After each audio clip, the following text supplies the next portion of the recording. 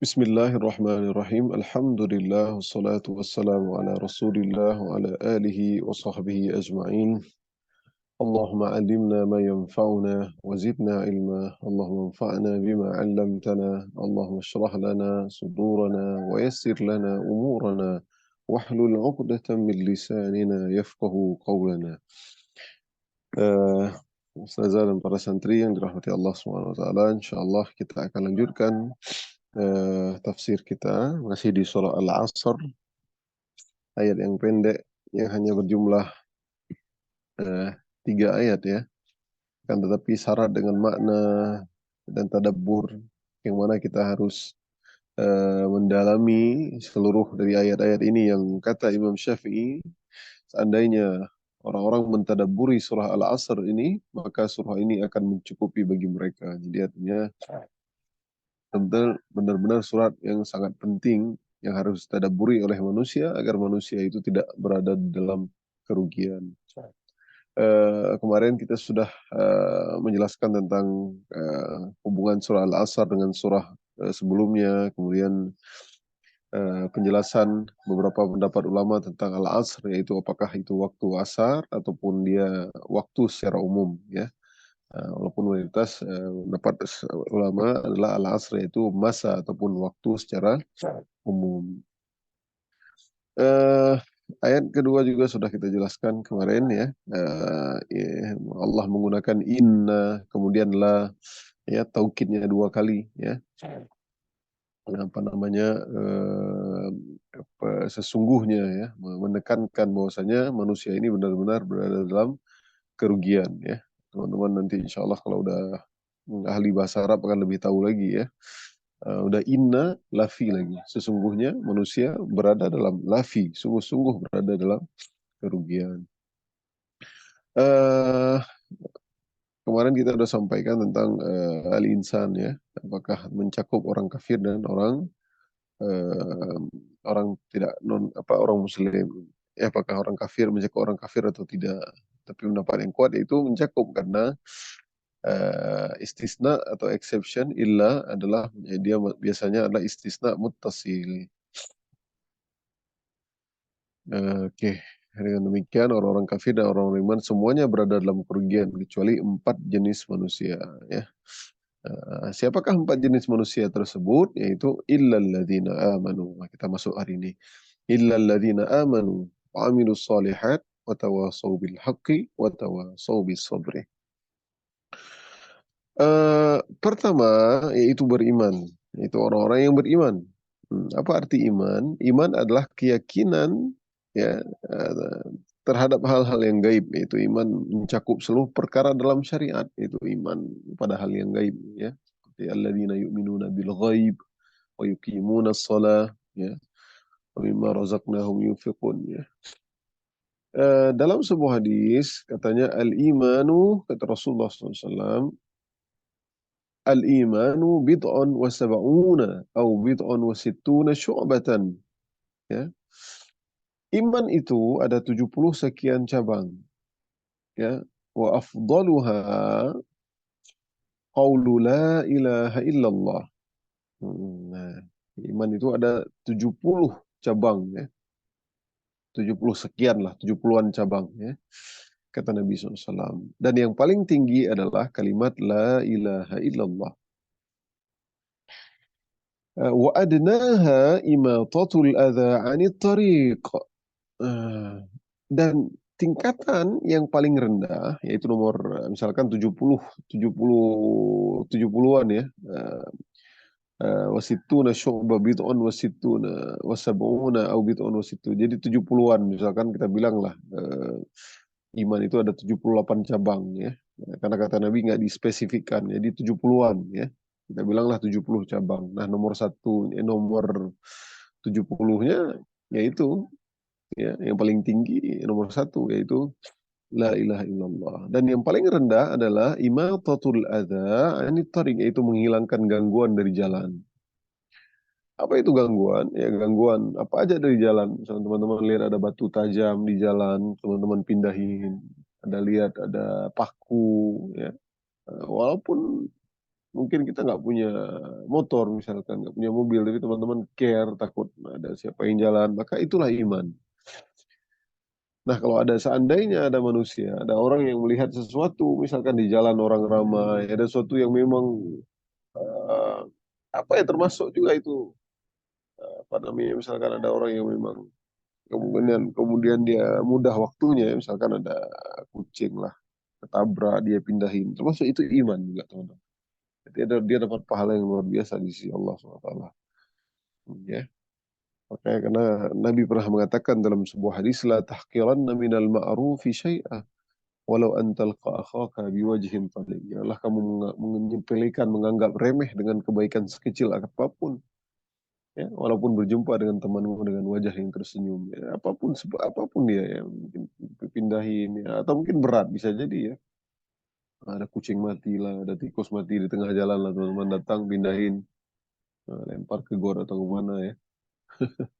Silakan. Tapi itu luar biasa teman-teman. Ya, nggak semua orang mau.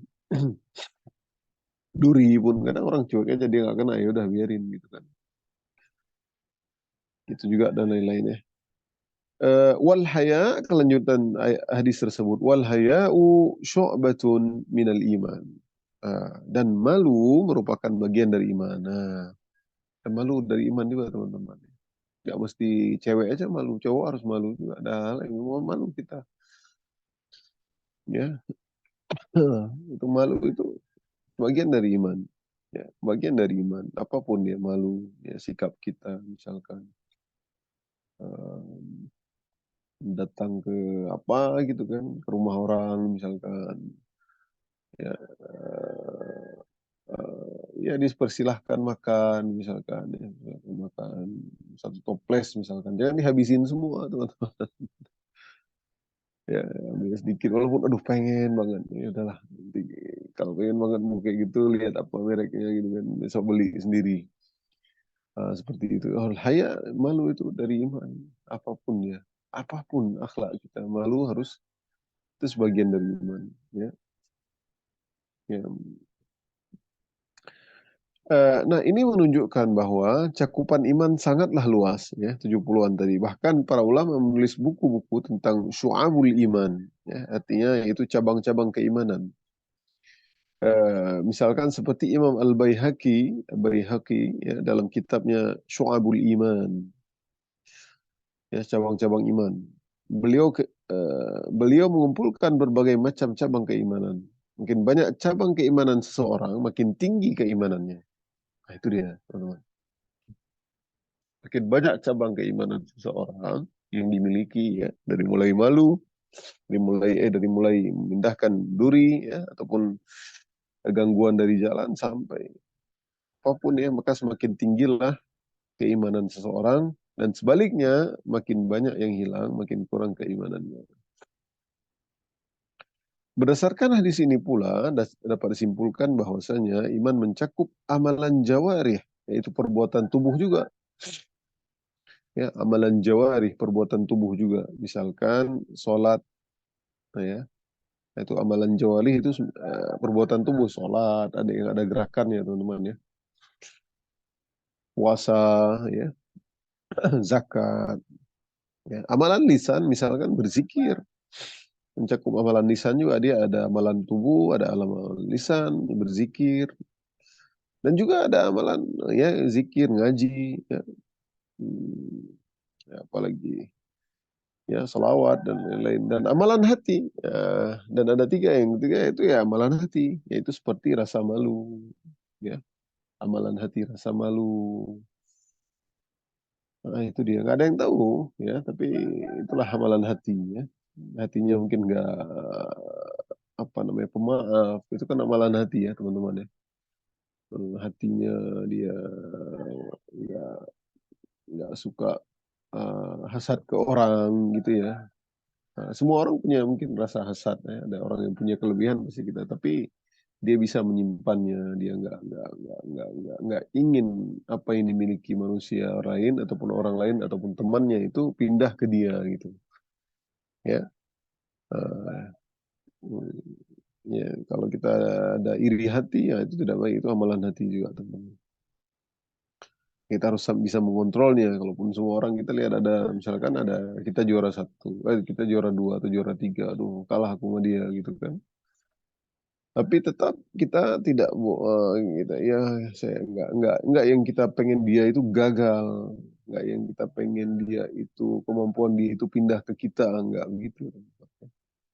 Itu amalan hati sih, makanya nggak boleh kita ya kalau kita ada nggak boleh gara-gara itu kita nggak suka, kita berdoa ya Allah semoga aku bisa seperti dia bahkan lebih gitu kan.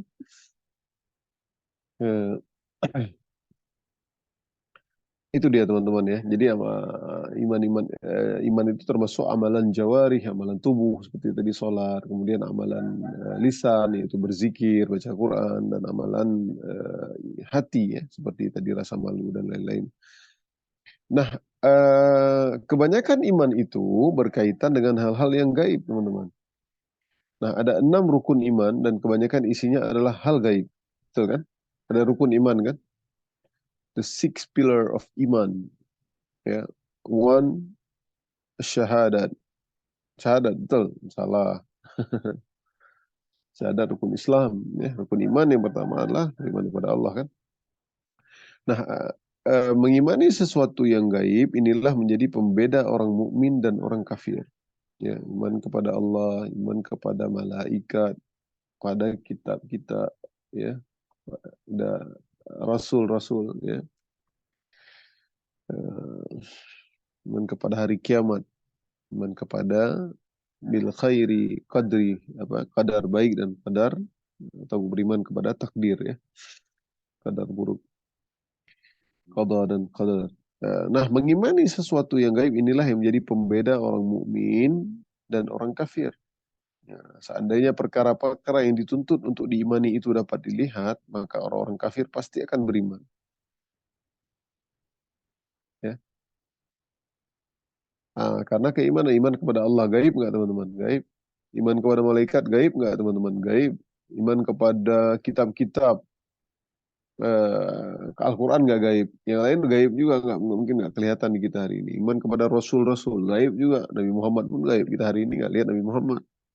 Pada hari kiamat lebih gaib lagi. Beriman kepada takdir. Nah, itu hal yang berhubungan dengan gaib juga. Artinya kalau kita beriman kepada Allah, maka kita beriman kepada takdir. Nah, seandainya perkara-perkara gaib ini dapat dilihat, maka orang kafir akan beriman dilihat Allah langsung. Gimana coba? Siapa nggak beriman udah nggak ada lagi surga dan neraka dong. Ya. Seandainya bentuk asli malaikat dapat dilihat, maka semua niscaya manusia akan beriman. Malaikat aja nggak usah Allah ya. Seandainya surga dan neraka ditampakkan secara langsung juga, seluruh manusia niscaya akan beriman. Ya udah ada surga dan neraka di dunia. Ya, udah ada, kita udah lihat bagaimana keindahan surga. Kita tahu udah jelas kita nggak pengen lagi apa-apa, kita nggak pengen jahat-jahat, kita nggak mau berdosa. Udah nampak di kita gitu teman-teman.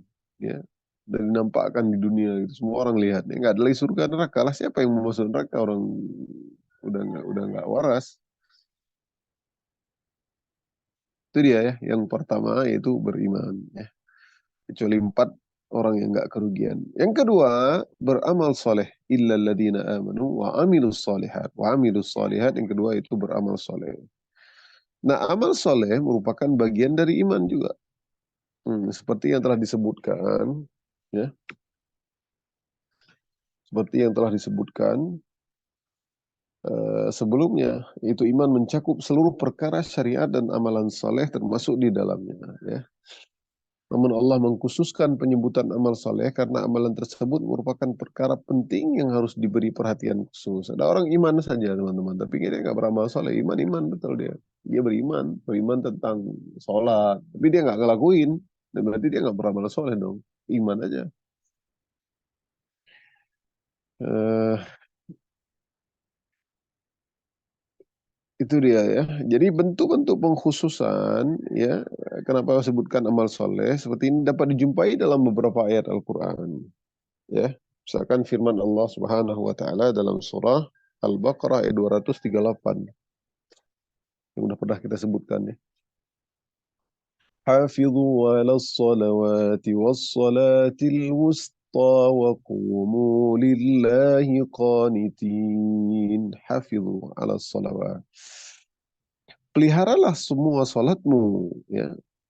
You have to take care, ya. You have to look after your prayer, ya.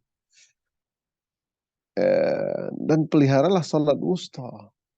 What's the meaning of salat wusta?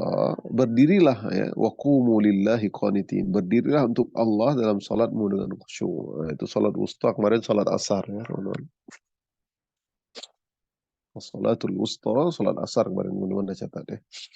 Nah, Nabi mengkhususkan perintah menjaga salat asar setelah sebelumnya diawali dengan perintah menjaga salat 5 waktu. Hafidhu ala salawat wassalatil wusta. Padahal cukup aja hafidhu ala salawat wa qumu lillahi qanitin. Enggak usah ada wassalatil wusta. Tapi disebutkan karena salat asar termasuk dari salat. Cuman disebutkan pengkhususan why Allah say that in specific way because this kind of salah is really really important. Ya, lianna hadhihi salah ya muhimun jiddan jiddan, ya.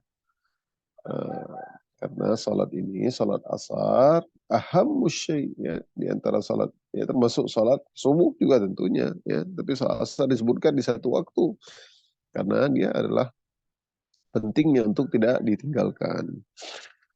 Contoh lain, Allah berfirman dalam Al-Quran, "Man kana aduwwan lillahi wa malaikatihi wa rusulihi wa Jibril wa Mikala fa innallaha aduwwun lil kafirin." Surah Al-Baqarah ayat 98. Teman-teman dah paham. Man kana aduwwan lillah. Barang siapa yang menjadi musuh Allah, malaikat-malaikatnya, rasul-rasulnya, Jibril dan Mikail, sesungguhnya Allah adalah musuh-musuh orang kafir. Nah, jadi siapapun yang musuhi malaikat, rasul-rasulnya, Jibril dan Mikail, ya, yang menurunkan hujan, ya,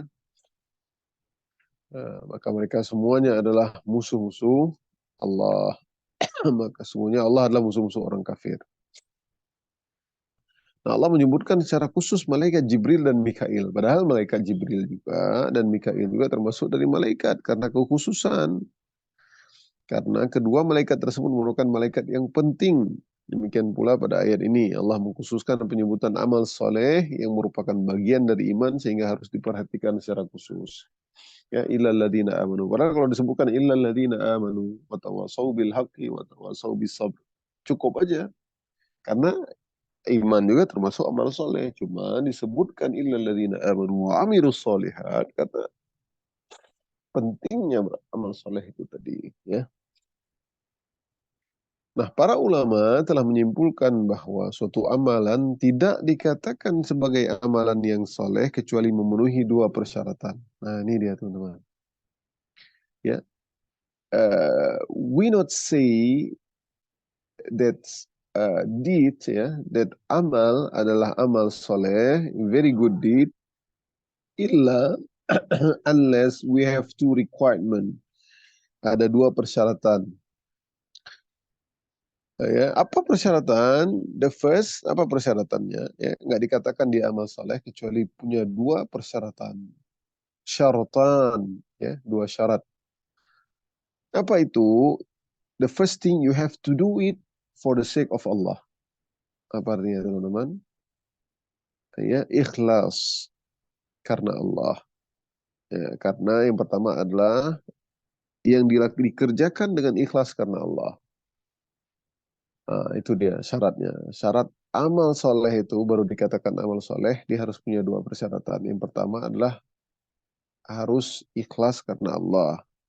Ya, kalau teman-teman kasih sedekah karena takut sama ustazah, ataupun takut sama orang-orang, ataupun malu sama teman nggak ngasih sedekah, maka satu sudah ditolak. Amalannya itu nggak menjadi amal soleh. Yang kedua, untuk menjadi amal soleh adalah apa teman-teman?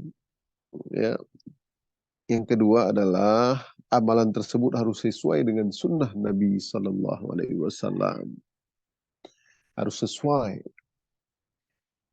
That action must be, ya, what according to Prophet Muhammad SAW, harus sesuai dengan yang disuruh oleh Nabi SAW. Ya, artinya misalkan teman-teman puasa Ayyamul Baid, oke, sesuai tuntunan. Barang siapa yang puasa 3 hari setiap bulan, maka sebagaimana dia puasa setahun, 1 abad, ya, 1 tahun gitu kan. Padahal cuma 3 hari. Ada hadis Nabi itu. Tapi kalau dia puasa, misalkan pengkhususan, puasa bulan ini, bulan Rajab, puasa Rajabiyah, tidak ada dasarnya. Dasarnya hadis palsu, nggak jelas teman-teman. Teman-teman buat. Nah, itu ditolak.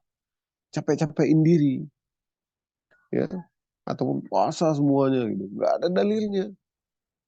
1 bulan Rajab dipuasa seluruhnya, nggak masalah, sebenarnya bisa. Tapi kalau teman-teman meyakini itu sunnah Nabi SAW, maka sungguh kita capek-capekin diri, tahan lapar tapi nggak dapat pahala.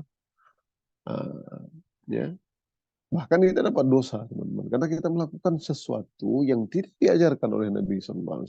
Apakah kita merasa kita lebih daripada Nabi? Ya, itu tidak boleh, teman-teman. Makanya nggak ada tuntunannya.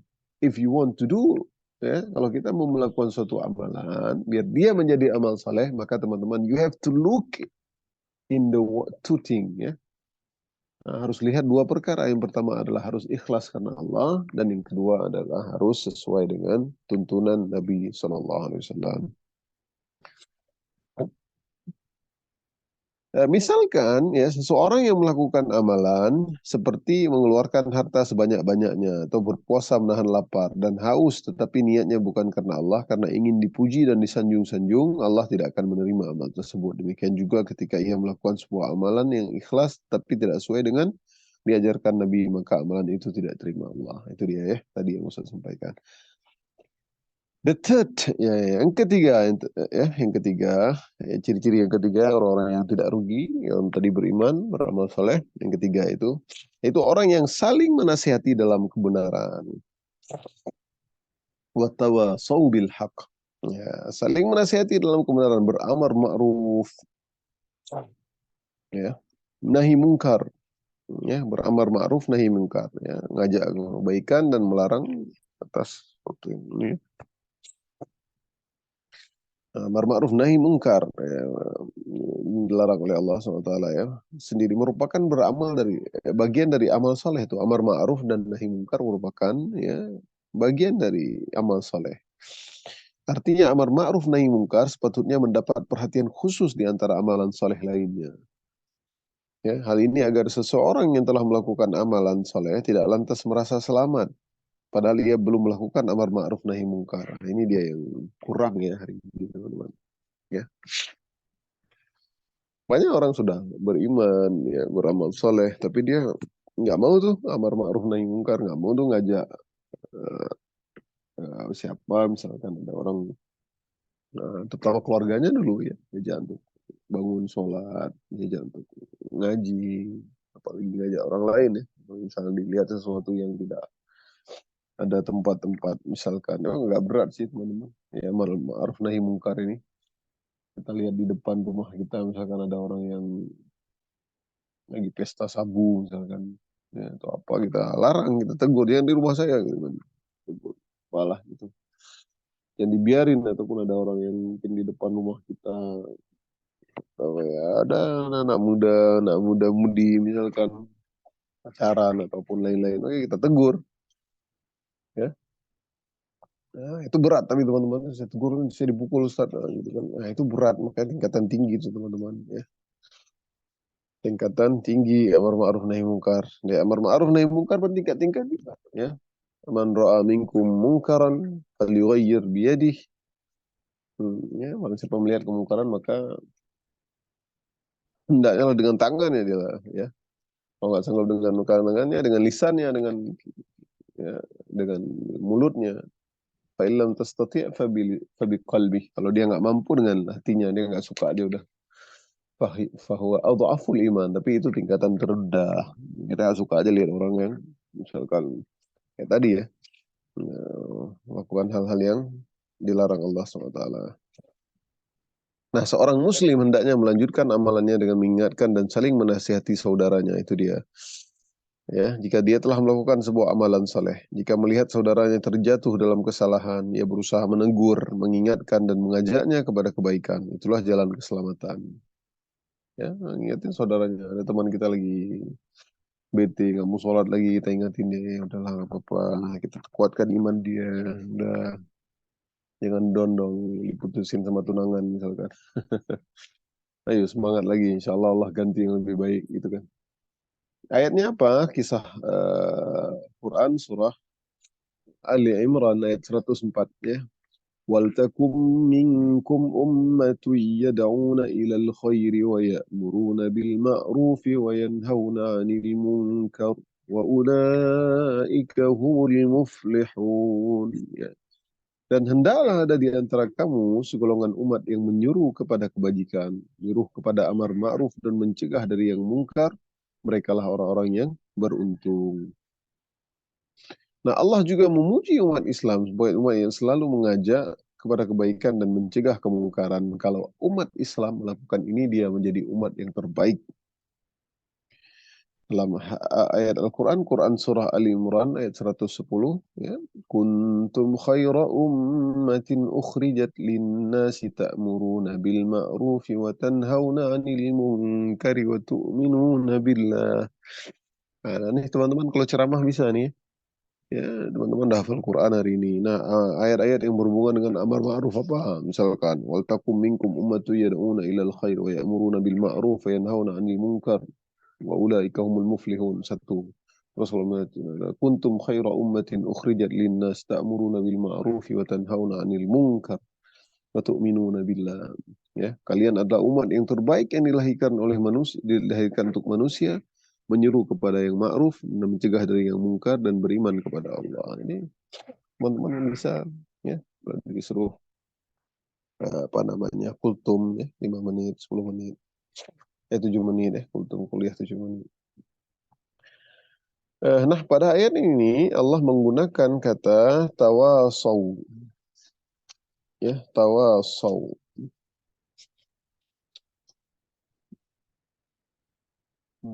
Tawasau ya. Masih ada waktu 10 menit lagi ya. Tawasau. Oke. Tawasau yang mempunyai wazan dari tafa'ala ya. Yang memiliki faedah saling. Tawasau wazannya kalau di ilmu saraf dari tafa'ala ya.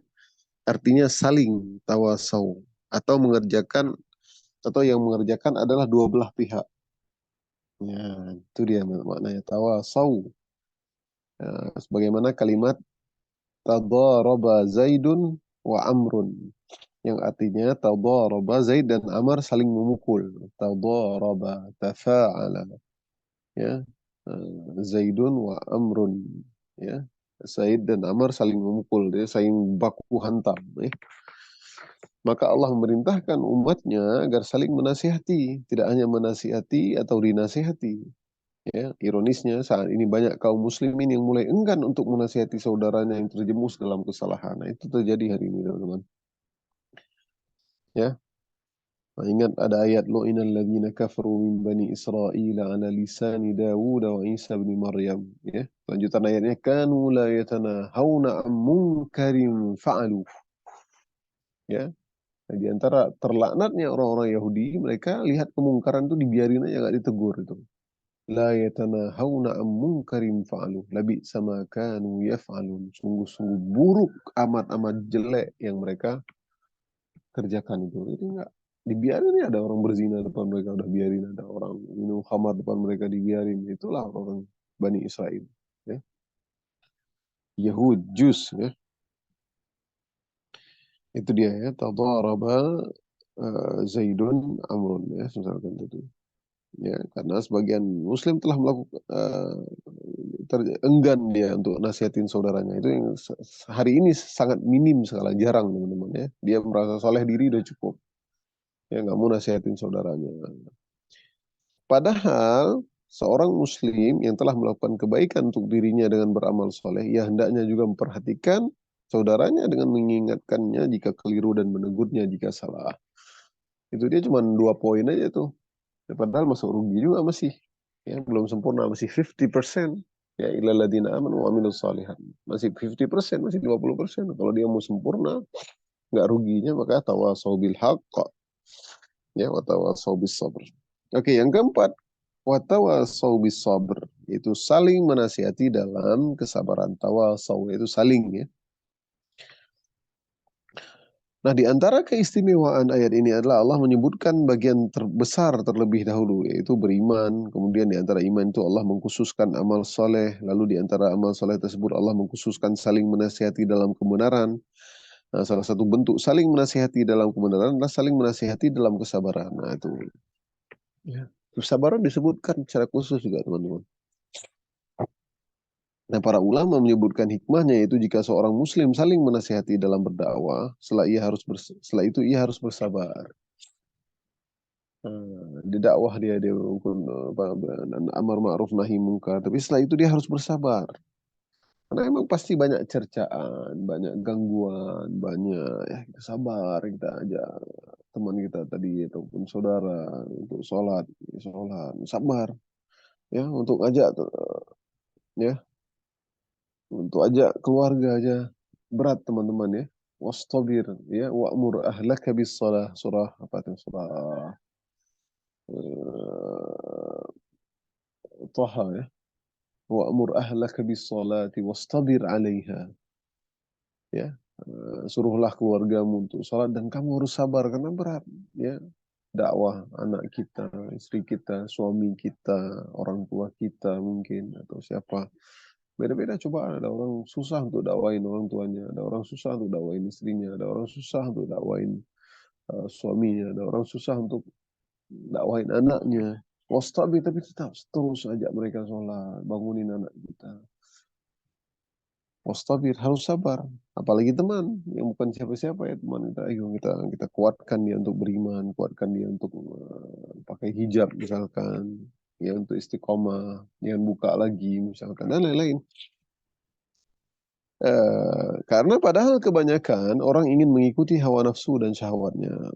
Ya, orang yang menghalanginya dari hal tersebut itu akan membuatnya jengkel dan tidak senang. Ya, ada orang misalkan kayak tadi ya, nggak usah narkoba ya, rokok aja kita larang, itu dia nggak suka dia pasti.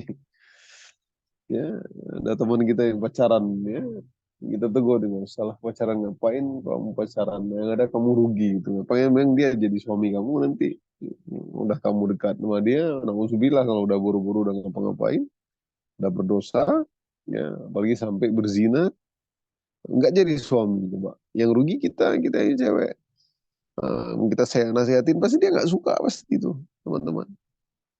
Ya, pasti dia akan jengkel dan tidak senang karena lagi itu masa itu lagi mabuk kepayang, lagi dunia milik kita berdua dan lain-lain. Pasti nggak senang dia. Oleh sebab itulah dibutuhkan kesabaran dalam menghadapi gangguan dan dari mereka yang dinasihati. Jadi kita sabar, tetap sabar ya, ngajak kebaikan, nggak dengar ya kita coba lagi gitu kan. Nggak dengar ya udah biarin. Ya kita terus nasihatin ya sampai kita istilahnya dia nggak mau temanin sama kita ya udah kan dia lihat kebaikan kita udah sampaikan, siapa tahu one day dia benar ya yang kamu bilang ya, benar itu ngapain sih gue sama cowok itu gitu kan. Ini cowok gak benar lagi gue ngapain juga sama dia, ternyata gue rusak nama gue, ntar nggak ada cowok yang baik nanti lamar gue gitu gitu teman-teman. Oleh karenanya Luqman Al-Hakim pernah menasihati anaknya sebagaimana Allah berfirman dalam surah Luqman ayat 17. Nah, Luqman lihat nih, Luqman ini sosok seorang ayah ya. Nah, ada pendapat mengatakan Luqman juga seorang nabi ya, tapi bukan nabi yang 25 ya. Nabi Allah alam. Intinya Luqman ada orang yang soleh dan kisahnya diabadikan dalam surah Luqman dalam Al-Quran. Yang disebutkan Luqman ini berkulit hitam ya. Nah, jadi dia banyak petuah-petuahnya tentang anaknya. Lihat bagaimana dia mendidik ya. Salah satu contoh ya seorang bapak yang soleh yang memberi nasihat yang luar biasa kepada anaknya. Kata Luqman apa? Ya bunayya, aqimis shalah. Hai anakku, dirikanlah salat. Ya, surah Luqman ayat 17. Wa'mur bil ma'ruf wanha 'anil munkar. Suruhlah manusia untuk mengerjakan yang baik dan cegahlah mereka dari perbuatan yang mungkar. Lihat nih, nasihat Luqman. Aqimis shalah tadi iman, teman-teman. Iman dan amal soleh. Wasbir ala ma asabak. Nah, itu dia. Dapat 4 itu tadi. Bersabarlah terhadap apa yang menimpa kamu. Wasbir ala ma asabak. What happened to you, you have to be more patient. Ya, harus sabar. Sabar, sabar. Sesungguhnya inna dzalika min azmil umur. Sesungguhnya yang demikian itu termasuk hal-hal yang diwajibkan oleh Allah. Nah, itu dia teman-teman ya. Surah Luqman ayat 17 sampai sama atau wasaubillah ya. Amanu wa amilus solihat wa tawasaw bil haqqi wa tawasaw bis sabr. Ya bunayya aqimis shalah wa'mur bil ma'ruf wa nha 'anil munkar wasbir 'ala ma asabak. Eh, Orang yang terjun dalam dunia dakwah harus bersiap menerima segala kritikan, bahkan gangguan. Jika tidak ingin mendapat gangguan dan hidup tenang, ia tidak pantas dalam medan dakwah ini. Namun menasihati itu ada berbagai macam bentuknya. Kita dapat menasihati dalam bentuk tulisan atau ceramah, ya kita nasihati. Sementara itu beramar ma'ruf nahi mungkar dengan kekerasan merupakan cara yang tidak baik, sebagaimana yang dilakukan oleh sebagian kelompok. Jadi cara kasar pun nggak benar juga, teman-teman. Ya. Misalkan ada satu kelompok, misalkan ya, datang ke kasino, ke diskotik, kita pukul semua orang di situ, kita hancurkan semua itu, bahkan menimbulkan perpecahan dan mengerikan. Atau ada orang di satu tempat di kita pukul semua, itu nggak boleh juga ya, cara preman gitu ya. Ya, tahap kekerasan adalah urusan pemerintah. Nah, itu dia, itu yang perlu diingatkan teman-teman ya. Ingat tahap kekerasan itu pakai, kamu pakai kayu lah ataupun pakai pistol lah, itu urusan pemerintah, bukan kita. Kita bukan polisi ya, bukan orang penjaga keamanan, bukan satpol pp dan lain-lainnya. Nah, kita hendaknya menasihati dengan hujah, itu aja, dengan alasan hujah apapun ya, dalil, bayan, nasihat yang sebaik-baiknya dan berusaha bersikap lembut. Nah, ini yang perlu ini. Ya, gara-gara kita nggak sikap lembut, ya ada orang belum pakai hijab, ya ketemu kita di musola mungkin ya, habis dia sholat kemudian dia buka lagi hijabnya karena dia adalah seorang sales mungkin, ataupun seorang ya seller lah, ataupun di mungkin counter tertentu yang mewajibkan dia untuk tidak boleh pakai hijab, harus pakai rok mini seperti itu. Ya, saya bilang, kamu kenapa nggak pakai hijab? Udah sholat nggak pakai hijab, kamu masuk neraka ya, gitu kan? Itu ya nggak mau dengar lah teman-teman. Gimana coba? Kita ponis dia aja masuk neraka gitu. Tapi kita ini insya Allah cari tempat yang kerjaan yang lebih bagus, sehingga biar nggak setiap orang melihat kamu bisa jadi eh, dosa kita, usaha cari tempat kerja yang lebih baik. Ah, gitu-gitu kita nasihatin yang baik gitu. Teman kita, kalau kalian nasihatin, udahlah, udahlah. Emang kamu udah pasti dibalas mana? Emang kamu udah pasti masuk surga? Ya, kita pernah ada kisah ya teman-teman, tuh ada orang yang ya menasihati seperti itu. Ya, yang pernah Ustaz sampaikan, yang 99 orang terbunuh itu ya, yang dibunuh sama dia, ditanya sama seorang rahib yang memang seorang apa namanya ahli ibadah, tapi dia nggak punya ilmu. Apakah saya masih bisa taubat? Katanya nggak bisa, kamu udah pasti neraka, dibunuh ya dia. Lengkaplah 100 orang dibunuh sama dia. Datang ke orang yang pintar, dia bilang, insya Allah Allah menerima taubat, Allah mengampuni segala dosa. Maka dia pun akhirnya bertaubat dia, dan dia meninggal, dia masuk Islam, apa namanya dia, dan dia insya Allah apa namanya termasuk orang-orang ahli surga. Jadi nasihat yang baik ya. Dari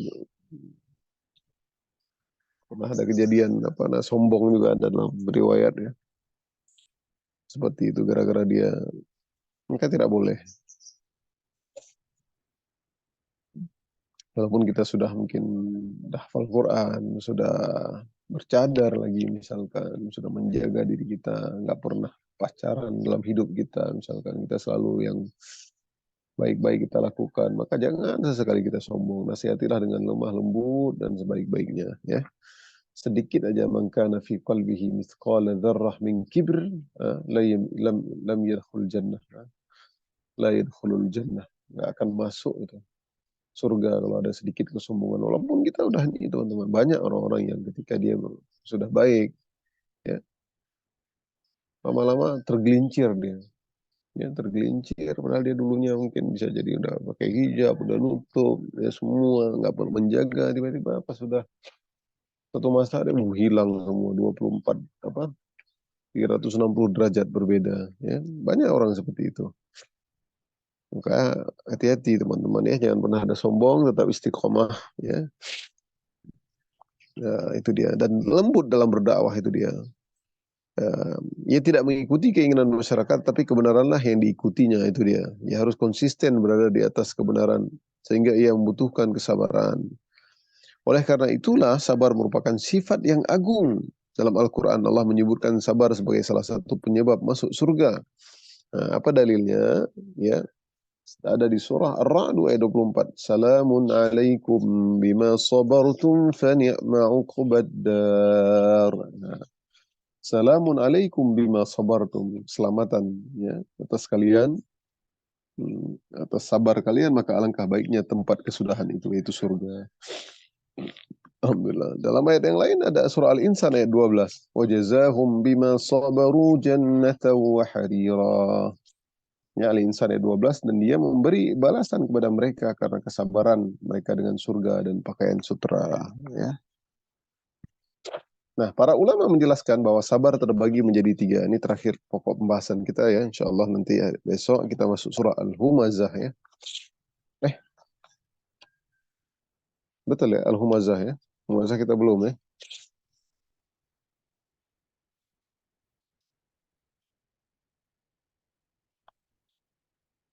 Ya. Oke ya. Eh, Kesabaran, para ulama membagi sabar menjadi tiga teman-teman ya. Diingat ya. Jadi sabar nggak hanya sabar terhadap bala ataupun musibah yang menimpa kita. Itu memang sabar, ya. Udah terjadi, memang harus sabar. Nah, sabar ada tiga. Itu sabar, yang pertama adalah sabar dalam menjalankan ketaatan kepada Allah. Ini dia, yang pertama. Ya, sabar dalam menjalankan ketaatan kepada Allah. Itu melakukan ketaatan membutuhkan kekuatan dan kesabaran. Sabar terhadap baca Quran, konsisten. Sabar terhadap sholat subuh, ya. Sabar terhadap sholat asar, sabar terhadap, ya gitu. Butuhkan kekuatan dan kesabaran untuk menahan kantuk, ya, salat subuh misalkan, membangunkan anak-anak untuk salat, perlu kesabaran, ya. Tadi ayat yang Ustaz sampaikan, surat Thaha ayat 132 ya, wa'mur ahlaka bis-shalah wastabir 'alaiha la nas'aluka rizqan nahnu narzuquk wal 'aqibatu lit-taqwa. Dan perintahkanlah kepada keluargamu mendirikan sholat, bersabarlah kamu dalam mengerjakannya. Kami tidak meminta rezeki kepadamu, kamilah yang beri rezeki kepadamu. Dan akibat yang baik itu adalah bagi orang-orang yang bertakwa. Ya, bahkan para pelaku maksiat yang melakukan kemaksiatannya, mereka harus bersabar. Ya, orang-orang musyrik pun harus bersabar jika ingin berbuat syirik.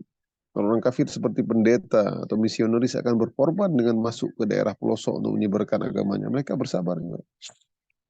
Bahkan mereka rela mengeluarkan hartanya untuk menghalangi kaum muslimin. Ya. Orang kafir pun sabar dia untuk menghalangi kaum muslimin. Ya, itu dia ya. Sabar terhadap ketaatan, harus sabar ya, konsisten ya, tetap harus sabar. Jadi ini berat nih karena sabar ikhtiari teman-teman, sabar untuk pakai jilbab walaupun kondisi teman-teman udah nggak pakai jilbab lagi. Biar walaupun klub kita ataupun apa namanya gengs kita dulu nggak pakai jilbab, kita sekarang pakai jilbab sendiri, takut kita dimusuhin, ya udah nggak usah temenan sama itu orang ya. Jadi jangan ikut orang, kita tetap sabar konsisten terhadap ketaatan kepada Allah, dan ini berat teman-teman ya. Ya, kaum muslimin sudah seharusnya bersabar dalam menjalani ketaatan. Sabaran akan berbuah manis kelak Allah akan membalasnya dengan surga. Nah, hidup ini hanya sementara dan singkat. Jika tidak bersabar dalam beribadah, maka kita tidak akan meraih istirahat yang abadi, dan tidak ada kata istirahat hingga kaki kita menginjak surga. Ya, gitulah kata Imam Ahmad ya. Ya, kapan baru istirahat? Mata rahah ya Imam, ditanya ya. Kata awwalu qadamun fil jannah. Satu kaki dari surga barulah istirahat. Jadi sabar terhadap sholat, sabar terhadap baca Quran walaupun di rumah, nggak di rumah tahfiz lagi.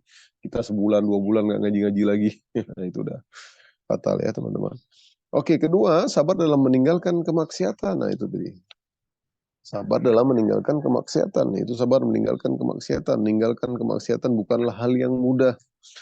Ya, melawan dorongan hawa nafsu merupakan hal yang sulit dan membutuhkan kesabaran. Ya, padahal manusia terkadang cenderung ingin mengikuti syahwat, namun jika mengikuti syahwat ancamannya adalah neraka. Itu teman-teman. Ya, kita punya kesempatan. Saya bisa juga dong. Saya lihat teman-teman, misalkan ada teman-teman bisa seenaknya aja, misalkan apalah kan, melakukan kemaksiatan, ya, apapun. Tapi kita nggak mau gitu, nggak mau ah. Saya bisa juga, so.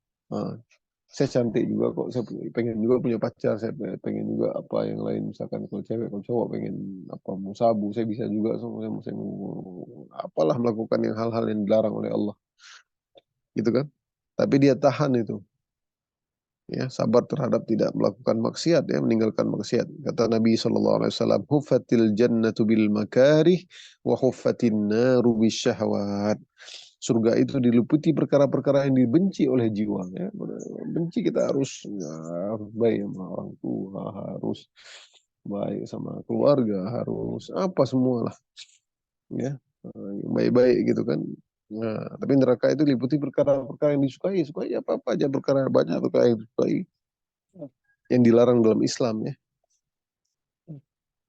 Nah, menundukkan pandangan itu juga tidak mudah. Laki-laki normal pasti suka untuk memandangi perempuan cantik, akan tetapi kita diperintahkan Allah untuk menundukkan pandangan. Itu juga wanita. Ya, wanita juga menundukkan pandangan ketika melihat cowok juga, ya, cowok yang ganteng misalkan atau apa, ya, nggak hanya laki-laki. Semua. Qul lil mu'minina yaghuddu min absarihim, surah An-Nur, ya, ayat 30. Wa yahfadhu furujahum. Ya. وقل للمؤمنات يغضضن من أبصارهن ويحفظن فروجهن ولا يبدين زينتهن إلا ما ظهر منها, ya. Katakanlah laki-laki hendaklah mereka menahan pandangannya, surah An-Nur ayat 30 nih, ya. Nah, pandangannya melihara kemaluannya, yang demikian itu adalah lebih suci bagi mereka. Sungguhnya Allah mengetahui apa yang mereka perbuat. An-Nur. Ya, wanita juga gitu, dan tidak menampakkan kecuali yang tampak, ya, dia yang biasa aja, muka dan telapak kaki itu seperti itu, ya. Telapak tangan, ya. Nah, nanti berbeda pendapat, ada yang mengatakan telapak kaki tidak masalah, ya. Nah, intinya yang itulah yang boleh ditampakkan oleh wanita. Dia menundukkan pandangan juga. Dan yang terakhir yaitu sabar tak kala ditimpa musibah. Sabar tak kala ditimpa musibah. Nah, itu yang ketiga. Ditimpa musibah membutuhkan kesabaran yang luar biasa, teman-teman.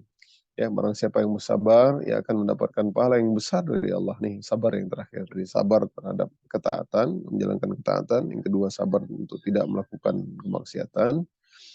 Dan ketiga adalah sabar tak kala ditimpa musibah. Nah, para ulama mengatakan di sini, sabar mana yang paling bagus, yaitu katanya adalah sabar yang satu sama yang dua. Karena kalau musibah dia udah terjadi. Misalnya dompet dia hilang tiba-tiba, ya udah sabar gitu. Nggak ada jalan lain ya. Tapi kalau sabar misalkan dalam proses menjalankan ketaatan, itu ikhtiari, teman-teman. Ya, itu pilihan. Apakah kita sanggup untuk konsisten tadi seperti itu, untuk sanggup konsisten untuk sholat 5 waktu, sanggup untuk konsisten baca Quran, untuk sabar terhadap untuk meninggalkan kemaksiatan, itu apakah sanggup kita konsisten untuk tidak tadi itu tidak tergelincir, tidak terjerumus dengan teman-teman, ya, dan lain-lain seperti itu. Nah, itu dia sabar. Yang ketiga, yang terakhir itu tak sabar tak kala ditimpa musibah. Seorang muslim hendaknya bersabar dan yakin bahwa musibah itu datang dari Allah. Ia meyakini bahwa semua yang diakibatkan oleh dosa-dosanya bisa jadi, ya. Kemudian ia yakin di balik musibah itu tersebut pasti ada hikmah, ya. Wa asa an takrahu syai'an wa yaj'alallahu fihi khairan katsira. Boleh jadi terhadap musibah yang kamu nggak suka, tapi ada kebaikan yang luar biasa, ya. Wa asa an takrahu syai'an wa huwa khairul lakum wa asa an tuhibbu syai'an wa huwa syarrul lakum. Boleh jadi yang kamu tidak suka di situ ada kebaikan. Wa asa an tuhibbu syai'an wa syarrul lakum. Boleh jadi yang kamu suka tadi kita pengen sama ini, kita pengen ini sebenarnya. Kita mau sebenarnya nggak mau masuk rumah tahfiz sebenarnya, tapi kok dipaksa ya, kok akhirnya kita ke rumah tahfiz ya, tapi bisa jadi ini yang terbaik. Gitu, teman-teman. Ya. Yakin bahwa Allah akan menggantinya sesuatu yang lebih baik. Dan demikian ia akan mendapat balasan berupa surga. Wa jazahum bima sabaru jannata wa harira. Dan dia memberi balasan kepada mereka dengan kesabaran. Karena kesabaran mereka dengan surga dan pakaian sutra. Barakallahu fikum. Cukup ya, insyaallah kita masuk surah Al-Humazah sehari, insyaallah semoga Allah mudahkan. Kita dalam pengajian tafsir kita, sehingga apa yang kita sampaikan kepada santri dan ustadz sendiri, kita termasuk orang-orang yang mengamalkan, ya, tidak hanya tahu teori, tapi kita berusaha untuk fattakullah mastata'tum, berusaha untuk menjalankan apa yang diperintahkan Allah dan Rasulnya. Cukup ya untuk ini. Jazakumullah khairan. Aqulu qawli hadza, Allahumma allimna ma yanfa'una wa zidna ilma. Allahumma ij'alna mimman yuhibbul Qur'an wa yatadabbarul Qur'an wa ya'malu bil Qur'an. Ya, kita wassallallahu ala sayyidina Muhammad wa ala alihi wa sahbihi ajma'in. Kita tutup dengan doa kafarat majlis. Subhanakallahumma bihamdik, asyhadu an la ilaha illa anta, astaghfiruka wa atubu ilaik. Assalamualaikum warahmatullahi wabarakatuh. Waalaikumsalam warahmatullahi wabarakatuh. Syukran Ustaz. Afwan, Ustaz izin ya.